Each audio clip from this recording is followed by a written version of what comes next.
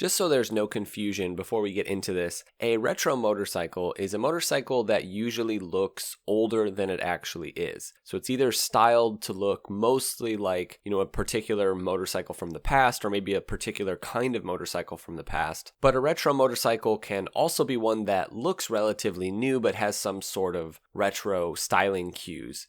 Think a bike like the MV Agusta Super Veloce or the Kawasaki Z900 RS. I think sometimes people think of retro as the same as vintage, and they are different. Vintage is actually old, retro is trying to look old. In this video, we're looking at 10 retro motorcycles that I'm guessing most of you haven't heard of, and many of these motorcycles in and of themselves are actually old, like they're motorcycles from, say, the 90s or early 2000s, but they're retro because they were styled to look even older than the bikes of their time. Now, before we get into the video, I want to give a big shout out to the sponsor of today's video, which is Manscaped, and specifically Manscaped's new Beard Hedger Pro Kit. This is a really awesome product. I've used a bunch of different Manscaped products before, but this is the first time I've ever used this new product. And basically the Beard Hedger has more than 20 different length options in just one guard, which really is awesome. You don't have to worry about, carrying around a ton of different attachments. The kit that you can order also comes with this almond, sunflower seed, and jojoba seed beard oil that is dermatology tested. So you have the beard oil, but you also get this awesome beard balm. The Hedger itself also features a powerful 7,200 RPM motor, titanium-coated blade for easy cutting. It's completely waterproof, which is really nice, and you also get Manscaped's beard shampoo and conditioner and a free accessory kit that includes a beard comb, scissors, and a beard brush. So really awesome product, guys. You should definitely check it out. If all that sounds good, go to manscaped.com and get 20% off with the code BART. I've put a link in the description as well as a pinned comment, so you guys can just use that to click and check it out. So again, check it out, get 20% off with code BART. And again, big thanks to Manscaped for sponsoring this video, and let's jump in. First on our list, we have the Suzuki Tempter. Now, I really would be surprised if many of you guys have seen this bike. There's very little information online about the history of this motorcycle, as it's pretty rare and, was never really available in the West as far as I know. Suzuki just made these primarily for the Asian markets. Now, some report that this was available in the 80s, but the main models that I've seen were 400cc singles from the late 90s, making 27 horsepower and weighing 350 pounds dry. Now, these bikes have such an interesting look. On the one hand, they just kind of look like simple, classic-looking Japanese-styled bikes, but there's also quite a few cues that look British as well, and we'll see some of these on other bikes that we're going to look at today. The way that big single exhaust just kind of flows out of the engine and then back really looks reminiscent of the BSA Gold Star. Suzuki also had a 650cc bike called a Tempter as well, but for me it's this bike that really stands out as a really nice looking retro bike that, again, I'm guessing many of you have not seen. And yeah, pretty cool to see bikes like this from the 90s. It's motorcycles like this that did help pave the way for the entire retro sort of movement, along with obviously bikes like the Bonneville. Just a shame that none of these bikes are bopping around here in the United States or in the UK, but yeah, pretty cool bike, the Suzuki Tempter. Next up, we have the Ducati Sport Classic line in production from 2005 through 2010, and in many ways, these bikes were very far ahead of their time, and despite being well loved now, most Ducati riders had very little interest in these upon release. The Sport Classics, they just weren't popular. The Sport Classics took on multiple different forms, many of which were limited production numbers. These were a type of motorcycle that just really hadn't existed. They were retro in styling, but very modern in terms of performance, and not just capable, like say a modern Bonneville. These were sport-oriented machines, much like a Thruxton or something like that is today. But the idea of a motorcycle like this, styled to look kind of like an Italian race bike from the 60s, though in kind of a goofy manner in my opinion. The original Italian race bikes, like the 750 Sport, they were just way, way better looking and had better proportions. And this just was not really a winning proposition for Ducati like it is today with bikes, like the MV Agusta Super Veloce or the Speed Triple RR that sort of have this style. Since these are such polarizing motorcycles, I would love to hear your guys' initial thoughts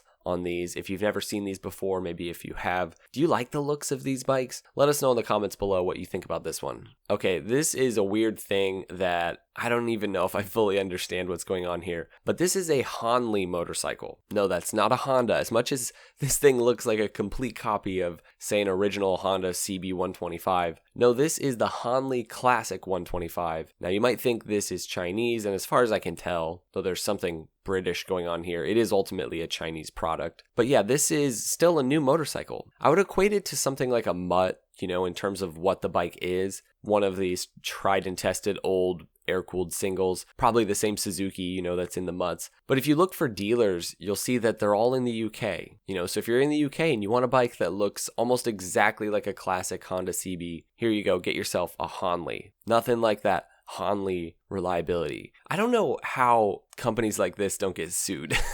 This is so obviously just like stealing Honda design language. But anyways, they are cool looking. I still would just get an original Honda because it's going to be just as reliable. Anyways, we've already seen how retro motorcycles can point back to different time periods with their designs, whether it's a race bike from the 60s or, scramblers from the 70s. This bike, though, points back to a type of style that rarely gets emulated, namely the old bathtub fairings from British bikes of the 50s. This is the Suzuki SW1. This is an incredibly rare motorcycle. Just 200 of these were made, none of which came to the West. And basically, Suzuki took their tried and true 250cc single, and they made this unique bodywork around it to sort of imitate the old British styling of, say a 50s Triumph or something like a Vincent Black Prince. Now, there's quite a bit more to the bike itself. It's got all sorts of funny compartments, and the gauges are entirely unique looking. The performance is nothing to write home about. This bike is heavy, it's slow. And for me, the biggest miss with this bike, if you're gonna go with this style, is the wheels. If you're gonna make this kind of bike, you have to have spoked wheels. I think spoked wheels are the only saving grace of the old British bathtub bikes. But these wheels just don't fit for me. Very weird. I'm not sure what's going on or what Suzuki was thinking. I feel like this was just some random person's pet project and they let it happen. But yeah, it is very retro and very odd. Many of you will be familiar with the Kawasaki W650 and then later W800, but you might not realize that there are smaller versions, and specifically the W175, which is developed specifically out of Kawasaki's Indonesian division. The bike has been available in various places, but not in the US or the UK, and it's a very bare bones version of a pretty simple bike, with the W650 and W800. Still has a carburetor, for example. This is a 177cc air-cooled single making 13 horsepower. And I think what stinks about bikes like this is that they just don't come to the US. We always get robbed of the smaller retro bikes like this. I mean, an Interceptor 650 is a small bike here in the US, whereas it's a big bike in most of the world. But for some reason, these awesome small options that really could be not just approachable beginner bikes, but also super affordable beginner bikes here in the US, and people would buy them. I think this is one of the things that companies have wrong about the US market. I think that at this point, because there's like no options for cool bikes at this size, like the smallest thing we have are pretty much Groms and Duke 390s. I think a bike like this that sort of jumps right into that small bike segment but actually looks like a proper old motorcycle, I think people would buy it. So this one's a pretty cool looking bike. Definitely like it. Much like the last bike, this is sort of a lesser known version of a popular motorcycle. Many of you know about the Royal Enfield Interceptor and then its brother, the Continental GT, and that's of course a sort of ode to the original Continental GT from Royal Enfield from the 60s. But many might not realize that Royal Enfield took a stab at a cafe racer of this type with another bike called the Continental GT from 2014, and this was essentially a tricked out version of their 500cc single from the Bullet, but this time it had fuel injection and a completely different styling, and at first glance it's tough to see much difference between this bike and then the newer Continental GT, and of course the styling is almost exactly the same, but it's really the power plant that's different. Now, if you're just into this styling and you just want a fun little bike and you want a more affordable option, yeah, I would still say just go with the twin and just save your pennies. But regardless, this is a great looking bike and really showed that Royal Enfield was on their way to starting to capture the kinds of designs that would be loved by retro bike enthusiasts, even back in 2014 before they completely blew up. Next up, we have the Yezdi Roadster. Now, Yezdi is an Indian-based company making bikes primarily for their domestic market, and they're connected with the company Jawa. Now, the brand was recently relaunched with new models, the Scrambler, the Adventurer, and the Roadster. Now, this is essentially a rework of the Jawa models that I've covered in other videos. It's essentially the same 334cc engine, but a bit different in terms of styling. Now, I personally really like the look of the Yazdi Roadster, and many have high praise for the models that are being produced by Yazdi and Jawa. They're great looking bikes, they're competitively priced, they're very retro. In the end, of course, it is just another heavy, slow, underpowered bike, similar to what, Royal Enfield's smaller models are. So you have to wonder how these bikes really compete with, say, a Royal Enfield Classic 350 or Meteor 350. Why wouldn't you just get those bikes, I guess? So they're kind of like an alternative option. The styling is a little bit different, but if you really want a classic bike and you're in India, seems like the way to go would still be just the 350 from Royal Enfield. Next up, we have the SkyTeam Ace 125, which has to be one of the weirdest names for a motorcycle, especially this motorcycle. I really would be surprised if many of you guys have heard of this little machine. This is a Chinese motorcycle, and essentially the goal of this is to make a small, basically tiny little Honda race bike from the 60s. Well, it's actually not a race bike at all, but it's made to look like a little Honda race bike. The engine is essentially a Chinese replica of the Honda CG125 engine. I have to say, for a retro bike trying to have a really specific look, these guys have nailed it. This bike has that tiny 60s racer look. One review says that it's definitely better off used as a piece of artwork in your living room, in that, it's not comfortable and it's tiny and just slow, and it's a tiny little Chinese motorcycle. Not sure on the price of these or if you can get them worldwide, but they are really interesting, and I think it's kind of cool that they've decided to make a bike emulating such a specific design language from pretty much Honda race bikes. But yeah, pretty cool. Next up, we have the Honda GB400 and 500, bikes that were styled very specifically like the big British singles of the 50s. Think Velocette or BSA or Norton. And the GB400 and 500 were essentially modern takes on that styling. They still have big singles, but honestly underpowered and heavy, even in comparison to the bikes that they were trying to look like that were 40 years older. But this styling, it really could have worked. In the 90s, you have Triumph bringing back the Bonneville. Kawasaki brings out the W650. These bikes are more styled after the big British twins of the 60s. And then you've got this big single that has that sort of different kind of British styling.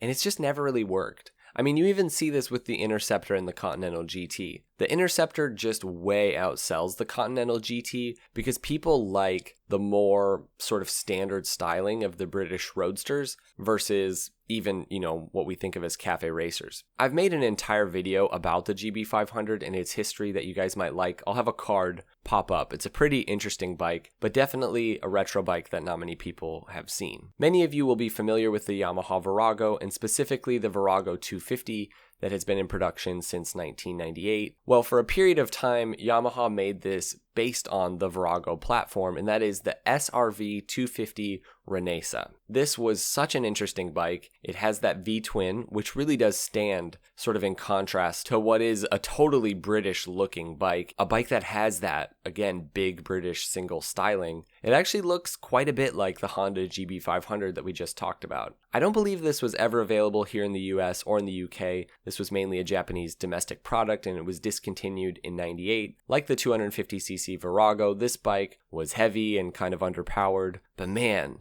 very stylish. I wonder if this bike or something like it would work today. The idea of taking a small cruiser and then turning it into a more retro, classically styled bike. I think it's a pretty good idea. Honda is obviously doing that now with their Rebel, but again, I wonder if Harley could take a small V-twin and have a small V-twin platform like this that's really good, that's affordable, and make an actual retro bike that looks like a classic British bike. I don't know if Harley would ever want to do that, but Harley has totally missed the wave in terms of, the retro craze. Anyways, hope you guys enjoyed this video. Hopefully it brought to light some retro motorcycles that you've never heard of. As with my other videos on obscure retro motorcycles, I'm guessing not many of you are going to just be like scouring the internet to buy any of these bikes. but it's good to know what's out there. I mean, look how quickly Royal Enfield went from being essentially a small dying company in India making little retro bikes to producing what is now, one of the single most popular motorcycles in the world. So who knows, maybe the SkyTeam Ace 125 could be the next big thing. You never know. Thanks for watching, guys. We'll see you in the next one. Ride safe.